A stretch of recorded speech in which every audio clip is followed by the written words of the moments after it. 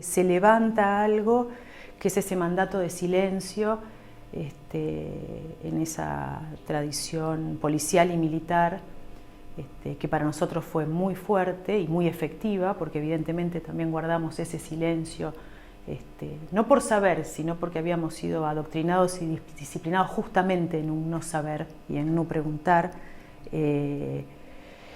No tenía que ver con cuestiones en principio identificatorias, sino con cuestiones de, bueno, yo lo cuento en mi historia, en mi relato. Yo pensé que era la única hija de genocida que pensaba eso de su progenitor. No pensé que éramos muchos, nunca pensé que había otros hijos. Y otros hijos tampoco pensaron. En estas historias lo que se entrecruza como común, identificatorio en ese rasgo es eso. Ninguno nunca pensó, siempre uno pensó que era el único. Y eso está ensamblado con la cuestión de mucha soledad también, ¿no? Que es lo que nosotros habitamos durante mucho tiempo. En ese sentido, que aparezcan más y más, bueno, deberían aparecer y visibilizarse todos los hijos de genocidas.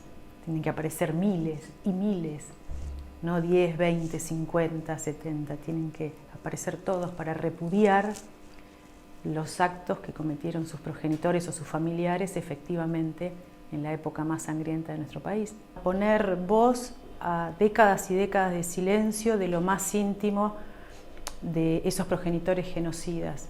Quiero decir, de sujetos que nos lanzamos a lo social y a lo colectivo en un momento muy particular, que no es cualquiera. Quiero decir, han pasado ya 43 años del golpe cívico-militar,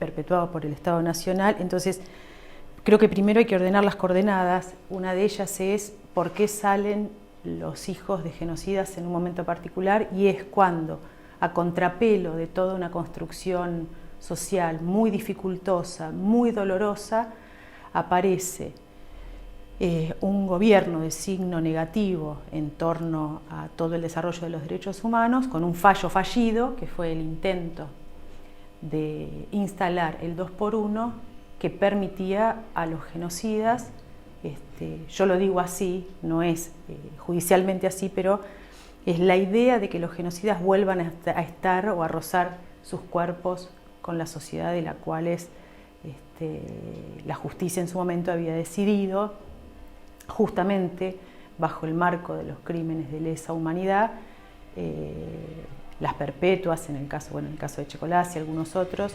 Entonces, la posibilidad de que los genocidas puedan volver, que eran y son nuestros progenitores, vuelvan a estar dentro del cuerpo social. Ese fue el momento donde aparecen esas voces inéditas, primero a salir del silencio, no por una cuestión individual, sino por una cuestión de cierto límite que las políticas de Estado hasta ese momento habían garantizado a la sociedad toda, que era que los genocidas debían cumplir su condena en una cárcel común,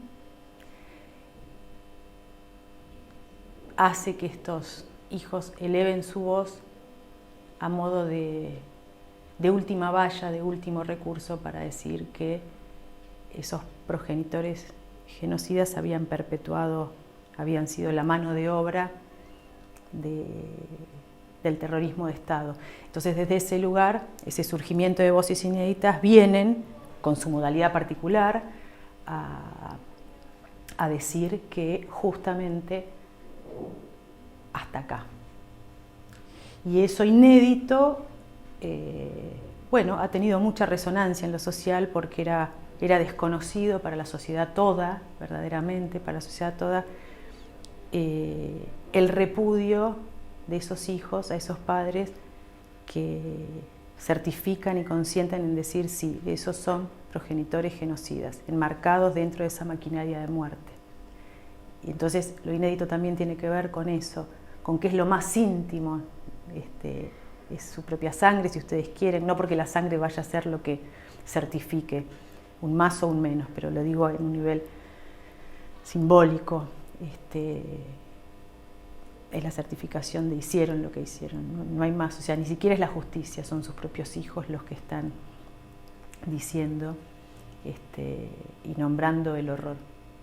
La contribución sería secundaria a pensar que 43 años después, en este caso 41 años después, siguen apareciendo los ecos y las resonancias de los efectos del terror, los efectos de lo traumático y los ecos del horror. 43 años después siguen apareciendo, ¿no? Con esa palabra tan que está en nuestro ADN, ¿no? Entre aparición y desaparición.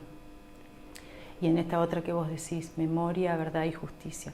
Esos son significantes que ya forman parte del ADN de la Argentina, para quienes quieran negarlo y para quienes lo sostengan. Digamos, hay algo del orden de lo innegable, son significantes que nos marcan. Entonces esta aparición habla de los efectos casi infinitos de los cuales tenemos que hacernos responsables. Somos la última voz hoy, pero también falta seguir encontrando restos, restituyendo a sus familiares, a sus muertos. Faltan muchas cosas aún, digamos. Esto no, yo no creo que sea lo último. Es lo más resonante porque es lo más íntimo de los genocidas. Más íntimo que esto no va a haber. Faltan otras cosas y esas otras cosas que faltan tienen que ver con la responsabilidad social, con el cuerpo social y un Estado que siga haciéndose cargo de este recorrido de dolor, de lucha, de resistencia y de triunfos, ¿no? Porque en relación a los genocidas lo que ellos no hablaron se trató de la construcción del relato, de las sentencias en los juicios y de los testimonios de sus víctimas y sus sobrevivientes. Así que es solo un eslabón más de los efectos del terror.